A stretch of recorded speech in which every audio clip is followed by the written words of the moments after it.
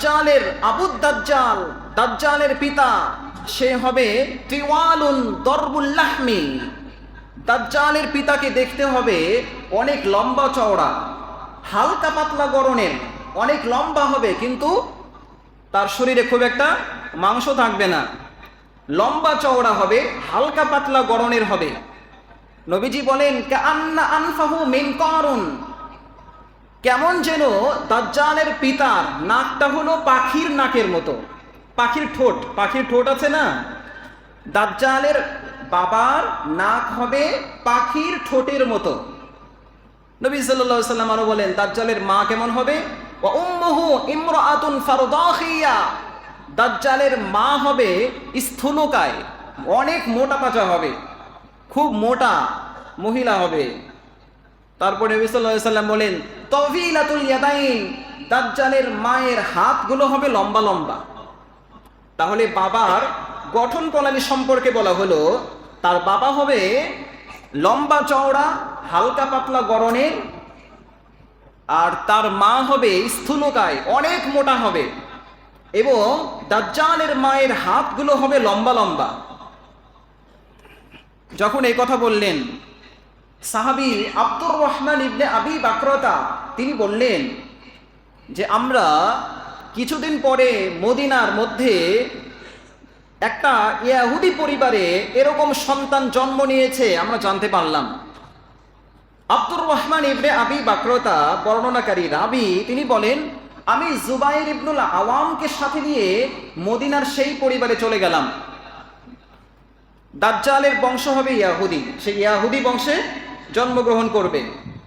তো মদিনার এক সন্তান জন্ম নিয়েছে, এই কথা শুনে ইয়াহুদি পরিবারের মধ্যে আমি আব্দুর রহমান ইবনে আবি বাকরতা আর জুবাইর ইবনুল আওয়ামকে সাথে নিয়ে সেই পরিবারের সঙ্গে সাক্ষাৎ করতে গেলাম। দেখি নবীজি যা বলেছেন, নবীজির কথার সাথে দাজ্জালের মা বাবার পরিচয় ঠিক আছে কিনা।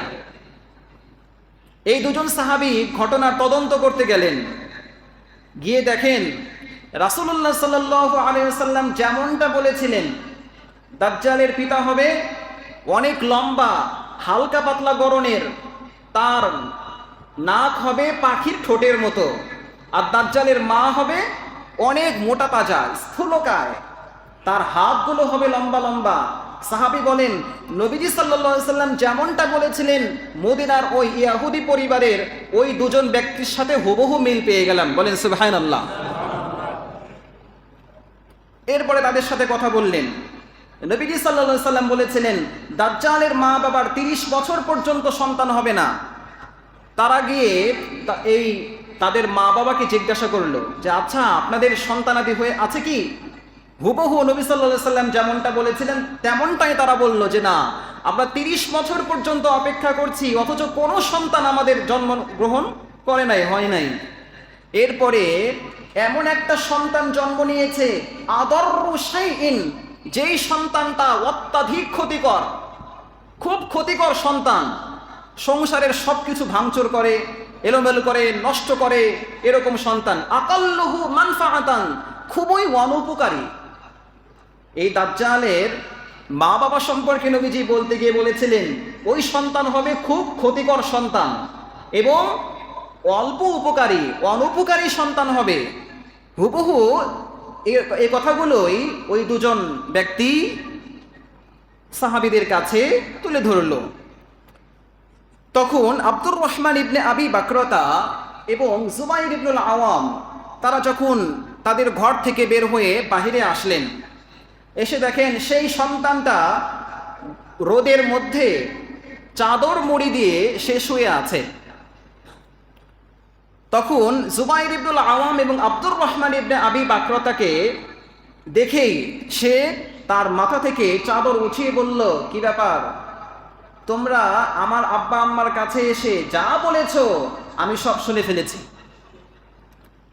নবীজি সাল্লাল্লাহু আলাইহি সাল্লাম বলেছিলেন দাজ্জাল যে হবে সে ঘুমাবে, তানামু আইনাহু, তার দুই চোখ ঘুমাবে, ওয়ালা ইয়ানামু কলবুহু, কিন্তু দাজ্জালের অন্তর ঘুমাবে না। ভিতরে গিয়ে দুজন সাহাবী দাজ্জালের মা বাবার সঙ্গে কি কথা বলেছে ও বাহিরে চাদর মুড়ি দিয়ে রোদে শুয়ে আছে সব জেনে ফেলছে। বলছে কি ব্যাপার, তোমরা আমার মা বাবার কাছে কি বলেছ তা আমি সব শুনে ফেলছি, তুমি কিভাবে শুনলে? তখন সে উত্তর দিয়েছে, তানামু আইনাইয়া, আমার দুই চোখ ঘুমায়, কিন্তু ওয়ালা ইয়ানামু কলবি, কিন্তু আমার অন্তর ঘুমায় না। সুতরাং তোমরা যা বলা বলি করছো দুজনে, আমার আব্বা আম্মার সাথে সব আমি শুনে ফেলছি। এ কথা শুনে দুজন সাহাবী সেখান থেকে চলে আসলেন। তাহলে কেমন যেন এই লম্বা হাদিস পর্যালোচনা করলে বোঝা যায় দাজ্জালের জন্ম হয়ে গেছে। দাজ্জালের মা বাবার যেরকম বর্ণনা নবীজি দিয়েছেন হুবহু সেই কথার সাথে মিলে গেছে। এরপরে আরো দুটি ঘটনা আপনাদের কাছে শোনাই, তিনটা ঘটনা শোনাবো। মদিনার এক ইহুদি বালক, তার নাম হলো ইবনে সাইয়াদ। কি নাম বলেন? ইবনে সাইয়াদ। ঘটনাগুলো খুবই ইন্টারেস্টিং, প্রত্যেকটা কথা হাদিসের রেফারেন্স ভিত্তিক বলছি, হাদিসে যা আছে তাই বলছি, এক শব্দ বাড়াচ্ছি না কমাচ্ছি না। একটু মনোযোগ দিয়ে শুনি, দেখেন নবী কি বলেছেন। মদিনার এক ইহুদি বালক, তার নাম হলো ইবনে সাইয়াদ। সে একটু অদ্ভুত রকমের, তার চালচলন কথাবার্তা ইত্যাদিগুলো ব্যতিক্রম ধর্মী, সাধারণ অন্যান্য বাচ্চাদের সাথে তার মিল নেই। তার চুলগুলো বেনি করা।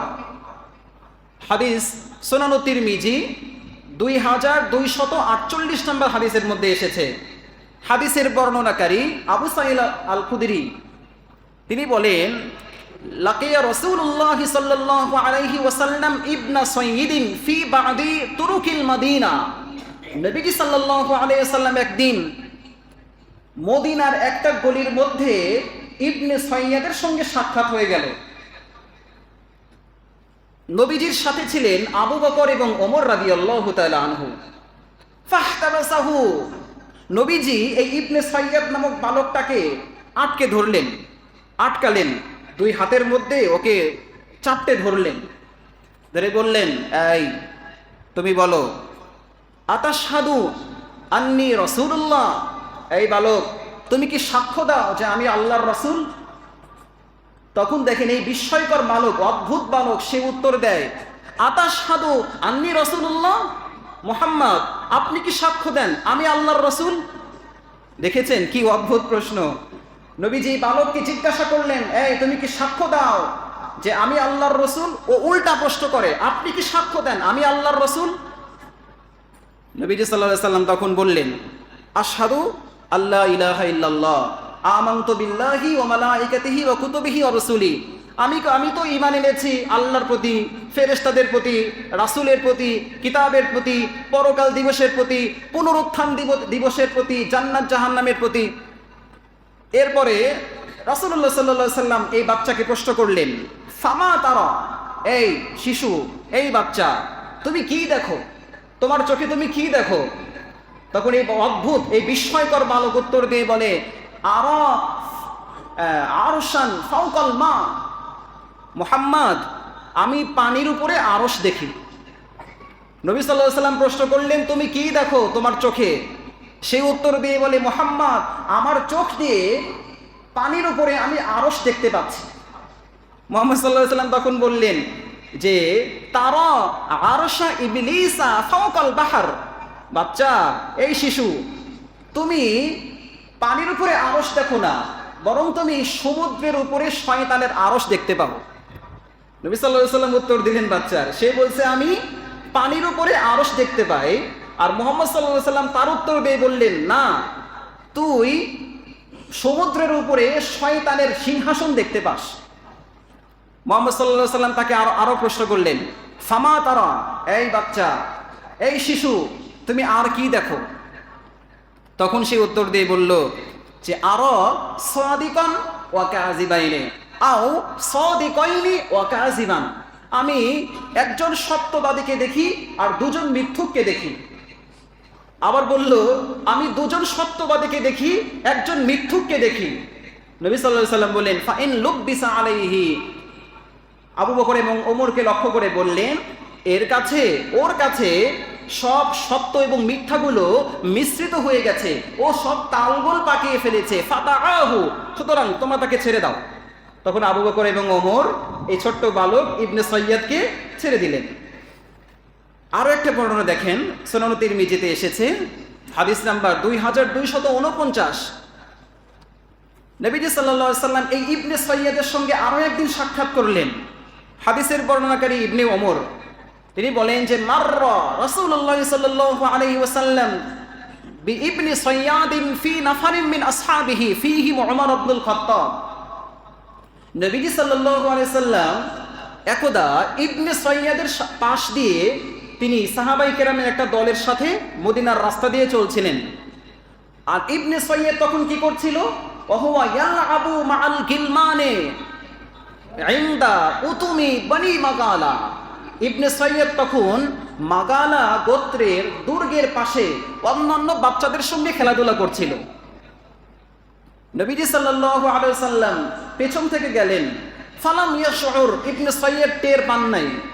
পেছন থেকে গিয়ে হাত্তা দরাবা রাসূলুল্লাহ সাল্লাল্লাহু আলাইহি ওয়াসাল্লাম যহরাহু বিয়াদিহি, নবীজি পেছন থেকে গিয়ে ইবনে সৈয়দের পেছনে তার পিঠে হাত রাখলেন, রেখে বললেন আতাশহাদু আন্নী রাসূলুল্লাহ। ইবনে সৈয়দ, তুমি কি সাক্ষ্য দাও যে আমি আল্লাহর রাসূল? তখন সে সেদিন উত্তর দিল, হ্যাঁ আশহাদু আল্লাহ আন্নী রাসূলুল্লাহ, যে হ্যাঁ আমি সাক্ষ্য দিচ্ছি আপনি আল্লাহর রাসূল। এরপর নবীজি সাল্লাল্লাহু আলাইহি ওয়াসাল্লাম তাকে উদ্দেশ্য করে সূরা দুখানের 10 নম্বর আয়াত মনে মনে তেলাওয়াত করলেন। নবী সাল্লাল্লাহু আলাইহি ওয়াসাল্লাম বলেন ইন্নী খাবাতু লাকা খাবিআন, আমি তোমার জন্য একটা কথা মনে মনে রেখেছি, অন্তরে মনে মনে পড়েছি। সেই আয়াতটা কি তুমি বলতে পারো? নবী সাল্লাল্লাহু আলাইহি ওয়াসাল্লাম সূরা দুখানের 10 নম্বর আয়াত তেলাওয়াত করলেন, ইয়াউমা তাআতিস সামাউ বিদুখানিম মুবিন, যেদিন আকাশ সমস্ত আকাশ যেদিন ধোঁয়াতে ছেয়ে যাবে, এই আয়াত তেলাওয়াত করলেন। সূরা দুখানের 10 নম্বর আয়াত তেলাওয়াত মনে মনে করলেন, করে বললেন ইবনে সৈয়দকে, এই ইবনে সৈয়দ বলো তো আমি তোমার জন্য মনে মনে এখন কি বলেছি? তখন ইবনে সৈয়দ বলে ফাকালা দুখ, দুখ শব্দ উচ্চারণ করলো। দুখ শব্দের অর্থই হলো দুখান, মানে ধোঁয়া। নবীজি সাল্লাল্লাহু আলাইহি সাল্লাম মনে মনে পড়েছিলেন এই ধোঁয়া মিশ্রিত আকাশ ধোঁয়ায় ছেয়ে যাবে, এই কথাটা এই আয়াত মনে মনে তেলাওয়াত করেছিলেন। ইবনে সৈয়দকে বলতে বলেছেন আর ও হুট করে ধরে ফেলছে, বলে যে দুখ, আপনি ধোঁয়া শব্দ উচ্চারণ করেছেন। মুহাম্মদ সাল্লাল্লাহু আলাইহি সাল্লাম তখন ধমক দিয়ে বললেন ইসা, তুই দূর হয়ে যা শয়তান, তুই দূর হয়ে যা, ফালান তাআদু কদরাকা, তুই কখনো তোর ভাগ্যকে অতিক্রম করতে পারবি না। এই কথা শুনে ওমর ইবনুল খাত্তাব তিনি বললেন ইয়া রাসূলুল্লাহ ইজানলি, আপনি আমাকে অনুমতি দেন, ফাআদরিবু উনুকাহু, আমি ইবনে সৈয়দের ঘাট গর্দান নামায় দেই। মুহাম্মদ সাল্লাল্লাহু আলাইহি ওয়াসাল্লাম তখন বললেন ওমর, সত্যিকার অর্থেই যদি ইবনে সৈয়দ দাজ্জাল হয়ে থাকে তাহলে তুমি তার উপরে তুমি তাকে হত্যা করতে পারবে না। সত্যিকার অর্থেই যদি ইবনে সৈয়দ দাজ্জাল হয় তোমার ক্ষমতা নাই এই বাচ্চাকে হত্যা করার। আর যদি আসলেই সে দাজ্জাল না হয়, সাধারণ শিশু হয়, তাহলে একটা শিশু হত্যা করার কারণে তোমার উপর কি জরিমানা আসবে। তখন মুহাম্মদ সাল্লাল্লাহু আলাইহি ওয়াসাল্লাম বললেন শয়তান তুই দূর হয়ে যা, তুই কখনো তোর ভাগ্যকে অতিক্রম করতে পারবি না, এই কথা বলে চলে গেলেন। আরো একদিনের ঘটনা বলি এই দাজ্জাল সম্পর্কে, এই ইবনে সৈয়দের ঘটনা।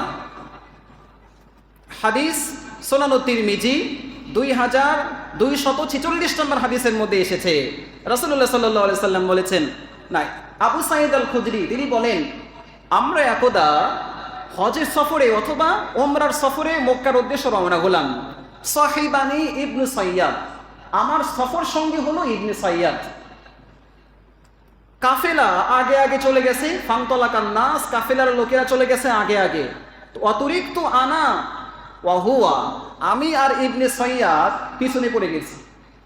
এ পর্যায়ে ফালাম্মা খলাস্তু ইস্তাহ ওয়াস্তাহ শাউতু ইকশাআরারতু মিনহু, আমি মিম্মা ইয়াকুলুন নাস, ইবনে সৈয়দ সম্পর্কে মদিনার ইহুদিরা যা বলা বলি করে এই কথাগুলো শুনে আমি মনে মনে ভয় পাচ্ছিলাম যে আজকে যে আমার কি হয়।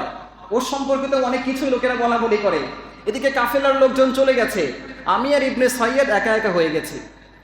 কিছু দূর যাওয়ার পরে ফালাম্মা নাসালতু, আমি বিশ্রাম করার জন্য আমি উট থেকে নামলাম, নেমে একটু বিশ্রামের জন্য বসেছি। ইবনে সৈয়দ তখন সে তার মালামালগুলো আমার বিছানার কাছে এনে সেও বিছাচ্ছিল। পরে আমি ভয়ে বললাম এই খবরদার তোমার বিছানাপত্রগুলো আমার কাছে রাখবা না, দূরে গিয়ে বসো, ওই গাছের নিচে গিয়ে বসো। মানে মনে মনে সাহাবী ভয় পাচ্ছেন। কিছুক্ষণ পরে হঠাৎ করে কোন জায়গা থেকে যেন ইবনে সাইয়াদ এক পেয়ালা দুধ সংগ্রহ করে আনলো। কিভাবে আনছে ও আল্লাহ পাকি ভালো জানেন। এক পেয়ালা দুধ সংগ্রহ করে এনে আবু সাঈদ আল খুদরিকে দিয়ে বলছে, আপনি এখান থেকে পান করেন। আবু সাঈদ আল খুদরি তিনি এমনিতেই মনে মনে ভয় পাচ্ছেন যে লোকেরা ইবনে সাইয়াদ সম্পর্কে দাজ্জাল হওয়ার অনেক কথাবার্তা বলে, আসলেই সে দাজ্জাল কিনা, আমি তো ফিতনায় পড়ে যাব, উনি ভয় পাচ্ছেন। তখন তিনি বললেন, আজকে দিনটা অনেক গরম, আমি দুধ পান করতে চাই না। আসলে উনি ভয় পেয়েছেন যে তোমার হাতের দুধ আমি খাবো না। তখন ইবনে সাইয়াদ বলতে শুরু করলো, আবু সাঈদ আল খুদরি, তোমরা তো আল্লাহর রসুলের সাহাবী, তোমাদের কাছে দাজ্জালের বিষয়টা খুব স্পষ্ট। দুনিয়ার অন্য কোনো মানুষ দাজ্জাল সম্পর্কে সন্দেহতীত হলেও তুমি কমপক্ষে বা তোমরা সাহাবায়ে কেরাম কমপক্ষে দাজ্জালের ফিতনা সম্পর্কে সতর্ক। এই কথা বলে তিনি বললেন যে আবু সাঈদ আল খুদরি, শুনে রাখো, দাজ্জাল এখন কোথায় আছে, দাজ্জাল এখন কোথায় অবস্থান করছে, দাজ্জালের মা বাবাকে সব আমি জানি। এই কথা শুনে আবু সাঈদ আল খুদরি বলেন, আমি যখন ওর মুখ থেকে এই কথা শুনতে পেলাম, এমনি লোকেরা ওর সম্পর্কে অনেক বলা বলি করে, যখন ও নিজের মুখ থেকে বলছে, আবু সাঈদ আল খুদরি, লোকেরা আমার সম্পর্কে যে বলা বলি করে আমি জানি, আমি আল্লাহর কসম খেয়ে বলছি, দাজ্জাল এখন কোথায় আছে, কোন জায়গাতে আছে, দাজ্জালের মা বাবাকে এটা আমি স্পষ্ট করে জানি। আবু সাঈদ আল খুদরি তখন বলেন যে আজকের পুরো দিনটা তোর বৃথা যাক শয়তান, এভাবে তিনি উল্লেখ করলেন। এক বর্ণনাতে এসেছে, হঠাৎ করে আবু সাঈদ আল খুদরির সামনে থেকে এই ইবনে সাইয়াদ উধাও হয়ে যায়, তাকে আর খুঁজে পাওয়া যায় না। সে কোথায় চলে গেছে তাকে আর খুঁজে পাওয়া যায় নাই। সে মক্কাতেও নেই, মদিনাতেও নেই, কোথাও নেই, সেই যে হারিয়ে গেছে ওকে আর খুঁজে পাওয়া যায় নাই। হতে পারে সেই কি ছিল, দাজ্জাল হওয়ার সম্ভাবনা খুব বেশি ছিল।